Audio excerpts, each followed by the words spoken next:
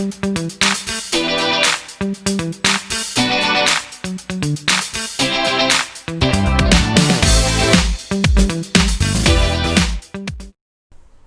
Students, मेरा नाम है जिनेश और मैं आप सबका स्वागत करता हूं हमारे यूट्यूब चैनल पढ़ाई लिखाई में। आज हम स्टार्ट करने जा रहे हैं NCERT class 10 maths chapter 1 real numbers. Real numbers से पहले आपको स्टूडेंट्स कुछ और बेसिक नंबर्स के बारे में आइडिया होना चाहिए, जैसे कि natural numbers. Natural numbers means simply for example numbers की जब डिस्कवरी हुई होगी तब लोग किसी भी चीज़ को काउंट कैसे करते होंगे, 1 2 3 1 2 3 या ऐसे ही टिल इन्फिनिटी। सो ये जो नेचुरली यूज्ड नंबर्स जो है वो नेचुरल नंबर्स। सिमिलरली अगर नेचुरल नंबर्स में एक और नंबर को अगर ऐड ऑन कर दिया जाए 0 तो वो बन जाएगा होल नंबर्स। अब ये नंबर्स कंप्लीट है, पूरे हैं, इसीलिए इनको कहते हैं होल नंबर्स। अब होल नंबर्स में 0 और पॉजिटिव नंबर्स है, लेकिन आपने अब तक छोटे स्टैंडर्ड्स में देखा होगा नेगेटिव नंबर्स भी होते हैं, -2 -3 -4 एक्सेट्रा। सो वही नेगेटिव, 0 और पॉजिटिव तीनों को अगर इंक्लूड कर लिया जाए तो वो बन जाता है इंटीजर्स। और जो नंबर्स P/Q के फॉर्म में लिखे जा सके उनको कहेंगे rational numbers. For example students 3/2 -4/7, ये सारे नंबर्स जो है रेशनल नंबर्स है। सो स्टूडेंट्स जो numbers repeating, for example 3.333, same numbers अगर रिपीट होते जाएं, कंटिन्यूस में जाए, रिपीटिंग हो डेसिमल के बाद, उनको भी रेशनल नंबर ही कहा जाता है। एंड स्टूडेंट्स फॉर एग्जांपल सिर्फ 2 या सिर्फ 7, ये भी रेशनल नंबर है, क्योंकि अगर इनके नीचे कुछ नहीं है तो 1 हमेशा एग्जिस्ट करता है। सो ये भी रेशनल नंबर्स है। सो जो नंबर P/Q के फॉर्म में लिखा जा सके उसे कहेंगे रेशनल नंबर, और जिन्हें P/Q के फॉर्म में नहीं लिख सकते सिंपली वो irrational number. For example students pi की जो वैल्यू होती है वो 3.14 समथिंग कंटिन्यूएशन में चलता जाता है। सो ये नॉन रिपीटिंग नंबर्स और कंटिन्यूस है, बढ़ता जा रहा है। सो ये हो गए इर्रेशनल नंबर्स, और रेशनल और इर्रेशनल के कॉम्बिनेशन को कहेंगे रियल नंबर, जो चैप्टर हम पढ़ने जा रहे हैं। आई होप आपको इतना क्लियर है स्टूडेंट्स। नेक्स्ट हम देखते हैं Euclid's division lemma. Now students, Euclid's division lemma actual में स्टूडेंट्स ये आप बहुत छोटे स्टैंडर्ड में ऑलरेडी सीख चुके हो।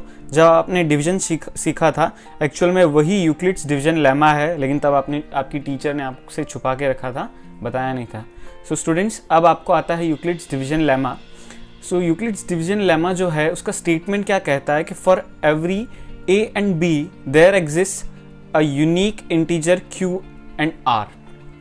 So and r will be greater than equal to 0 and less than b. Students यहाँ पर एक एग्जाम्पल लेते हैं 10 divide by 3 which will give 3 and 9 1. So students यहाँ पर ये जो 3 है इसे हम कहते थे क्वोशंट, 10 जो है हमारा डिविडेंड है, 3 है डिवाइज़र एंड 1 जो है वो रिमाइंडर। सो स्टूडेंट्स इसी चीज़ को एज अ इक्वेशन लिखना हो जाता है यूक्लिड्स डिवीजन लेमा। कैसे स्टूडेंट, यहाँ पर डिविडेंड जो है will be equal to divisor into quotient plus reminder. So इन चारों टर्म्स में अगर मैं सबको एक वेरिएबल ले लूँ, सबके लिए एक एक, सो बन जाएगा डिविडेंड को अगर मैं मानता हूँ a, डिवाइज़र को मानता हूँ b, क्वोशंट को मानता हूँ q एंड रिमाइंडर को मानता हूँ r।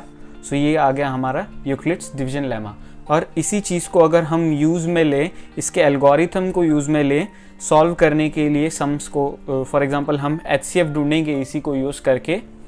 सो यहाँ पर बेसिकली स्टूडेंट्स एक एग्जांपल लेते हैं। फॉर एग्जांपल 24 एंड 15 का हमको HCF ढूंढना है। सो हम एक्चुअल में क्या करेंगे, 24 equal to 15 into something which will give 1, only possible is 1 plus 9। So now 15 और 9 को हम इधर कंसिडर कर लेंगे equal to 9। So 9 into 1 plus 6, now 9 equal to 6 into 1 plus 3, now 6 equal to 3 into 2 plus 0। सो ये जो हमने स्टेप्स किए हैं, इसको मैं डिटेल में आपको समझाऊंगा ये स्टेप्स कैसे हुए हैं। ये जो एल्गोरिथम यूज़ किए हैं इनको कहते हैं यूक्लिड्स डिवीजन एल्गोरिथम। अब हम जब सम करेंगे, क्वेश्चंस करेंगे एचसीएफ के ऊपर, तब आपको ये डिटेल में समझ में आ जाएगा। So basically Euclid's division lemma क्या है, a = b³ + r, ये एक जनरल इक्वेशन हो गई स्टूडेंट्स, ये आपको याद रखनी है। नेक्स्ट स्टूडेंट हम देखते हैं एक important topic Euclid's division algorithm. ये टॉपिक स्टूडेंट्स ध्यान से समझना, क्योंकि ये हम हमारे सम्स में यूज़ करेंगे। इसके यूज़ से हम एचसीएफ ढूंढ सकते हैं सिंपली। सो फॉर एग्जांपल यहाँ पर 24 और 15 का एलसीएम एचसीएफ ढूंढना हो, सो ये आ जाता है कुछ स्टेप्स करके, जो कि है यूक्लिड्स डिवीजन एल्गोरिथम के स्टेप्स ही। सो उससे मुझे पता चल जाता है 3। इसका हम एक प्रैक्टिकल लाइफ एग्जांपल देख लेते हैं, जिससे आपको एक ये टॉपिक पूरा क्लियर हो जाएगा। फॉर एग्जांपल हमारे पास 24/15 का एक रेक्टेंगुलर प्लॉट है।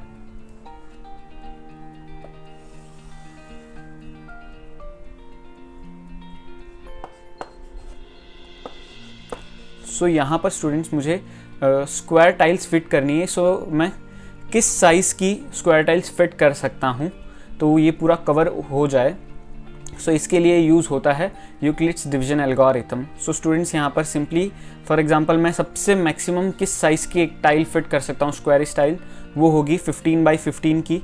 सो यहाँ पर ये फॉर एग्जांपल मैं कंसिडर कर लेता हूँ, ये मेरा 15/15 की स्क्वायरिश टाइल्स हो गई। सो स्टिल अभी भी मेरे पास 9/15 का साइज़ बच जाता है। इसमें मैं मैक्सिमम किस साइज़ की स्क्वायर टाइल फिट कर सकता हूँ स्टूडेंट्स, 9/9। सो नेक्स्ट स्टूडेंट्स यहाँ पर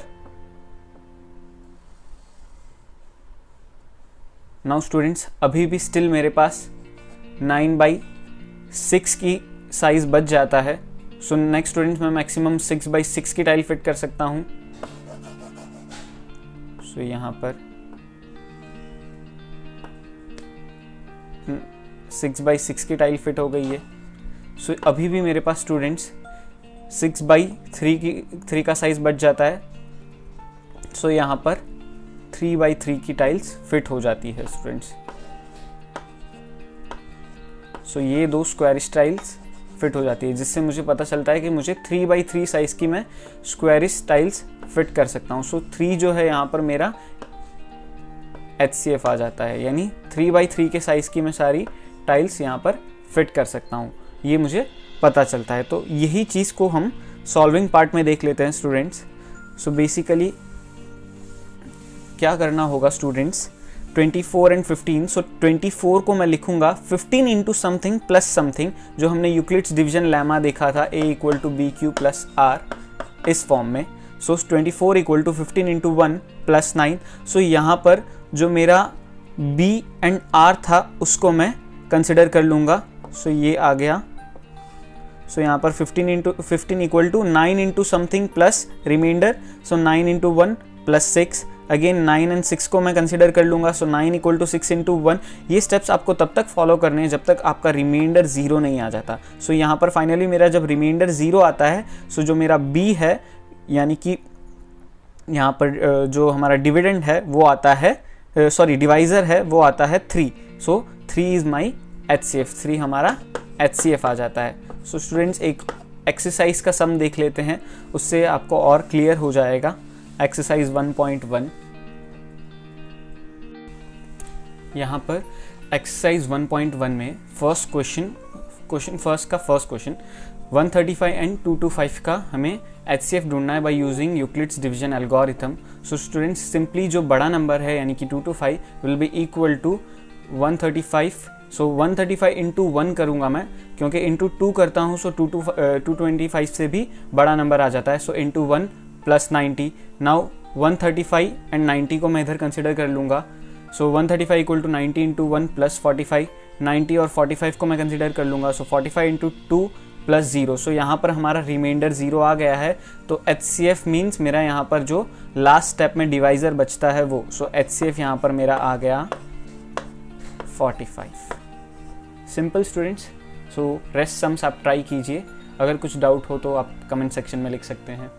नेक्स्ट स्टूडेंट हम सेकंड क्वेश्चन देख लेते हैं। सेकंड क्वेश्चन में बोला गया है कि हमको शो करना है कि किसी भी positive odd integer means 1, 3, 5, 7 etcetera, उनको हम रिप्रेजेंट कर सकते हैं as 6 plus 1, 6 plus 2 plus 3 and 6 plus 5।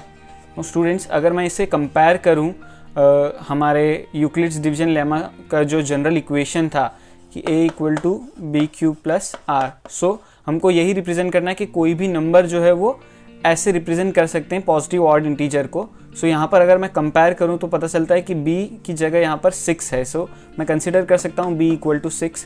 So b 6 है, सो r की क्या क्या पॉसिबल वैल्यूज हो सकती है? r will be always less than 6, so 0, 1, 2, 3, 4 and 5 total ये r की पॉसिबल वैल्यूज़ है। तो मैं किसी भी नंबर को, फॉर एग्जांपल यहाँ पर मेरा नंबर a कंसिडर मैं कर सकता हूँ। सो उसको मैं कैसे रिप्रेजेंट कर सकता हूँ? a is either 6q plus 0 लिखने की ज़रूरत नहीं है। सो 6q plus 1, 6q plus 2,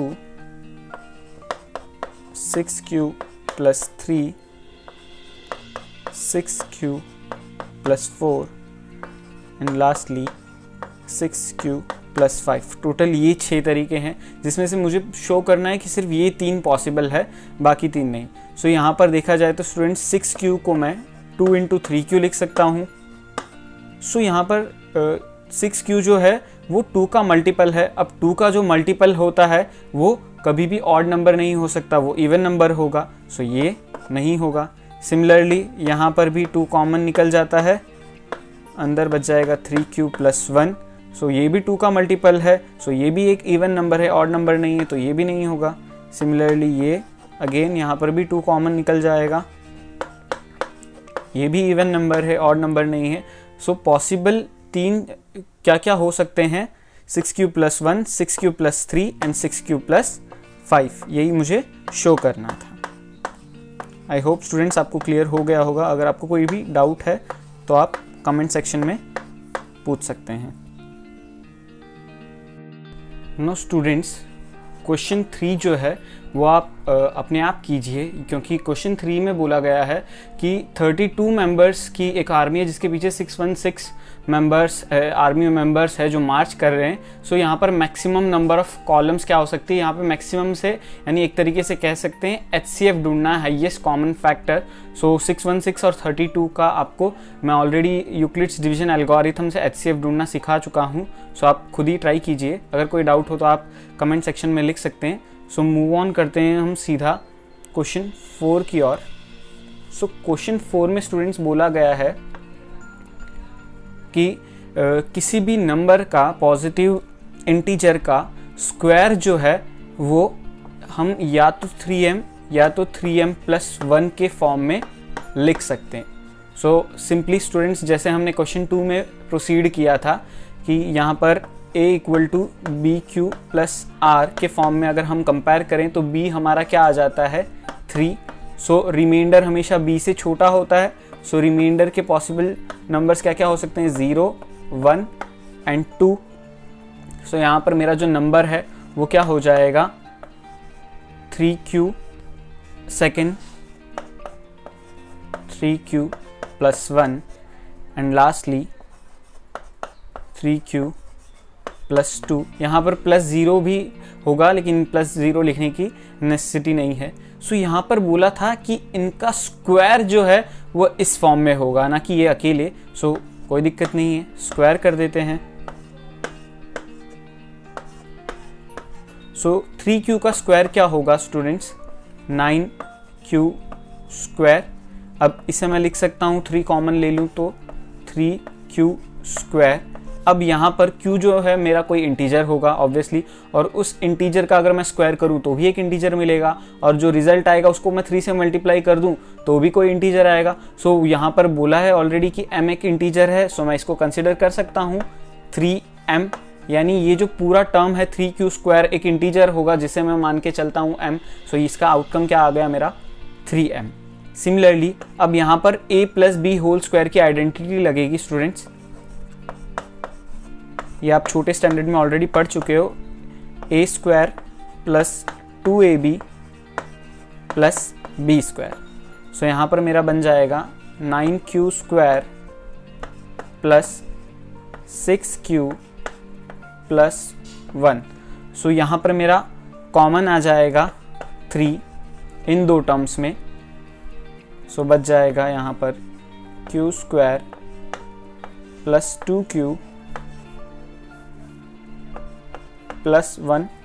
so students यहाँ पर अगेन q मेरा एक इंटीजर है, उसका स्क्वायर करूँ इंटीजर मिलेगा, इंटीजर को इंटू 2 करूँ तो भी इंटीजर मिलेगा। सो इसको सॉल्व करने पर भी कोई ना कोई एक इंटीजर ही मिलेगा। और यहाँ पर मुझे क्वेश्चन में दिया गया है कि m एक इंटीजर है, सो मैं इसको m कंसिडर करके चलता हूँ। तो इसको सॉल्व करने पर मुझे मिल जाएगा 3m plus 1। Next students similarly इसको जब हम सॉल्व करेंगे सो मुझे मिलेगा 9q square plus 12q plus 4। Now students in दोनों में तो 3 कॉमन निकल जाएगा, लेकिन इसमें से 3 कैसे कॉमन निकलेगा? सो स्टूडेंट्स इस 4 की जगह मैं इसको 3 के फॉर्म में लिख सकता हूँ, यानी 3 प्लस 1। नाउ स्टूडेंट्स इन तीनों में 3 कॉमन निकल सकता है, सो 3 कॉमन निकलेगा, 3q square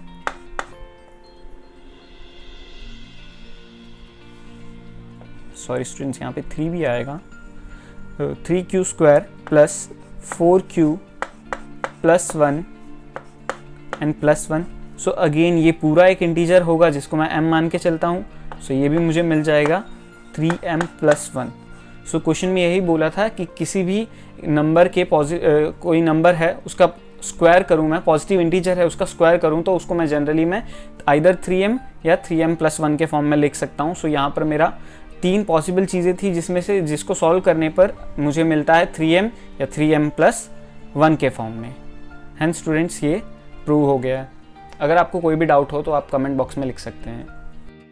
now students I hope आपको क्वेश्चन 4 समझ में आ गया होगा। क्वेश्चन 5 जो है सिमिलर क्वेश्चन है स्टूडेंट्स, आई होप आप अपने आप कर लेंगे। आधा मैंने किया है, अब नेक्स्ट आप खुद ट्राई कीजिए। खाली सिंपल सा चेंज है कि यहाँ पर जो हमने स्क्वायर किया था उसकी जगह आपको क्यूब करना होगा और क्यूब की आइडेंटिटी लगानी होगी a plus b whole cube की, सिंपल। सो यहाँ पर हमारी एक्सरसाइज 1.1 जो है वो ख़त्म हो जाती है। एक्सरसाइज 1.2 एंड उसके कंसेप्ट हम नेक्स्ट वीडियो में स्टार्ट करेंगे। आई होप आपको सब कुछ समझ में आ गया होगा। अगर आपको कोई भी डाउट है या कोई सुझाव है तो आप कमेंट बॉक्स में लिख सकते हैं। थैंक यू फॉर वॉचिंग पढ़ाई लिखाई।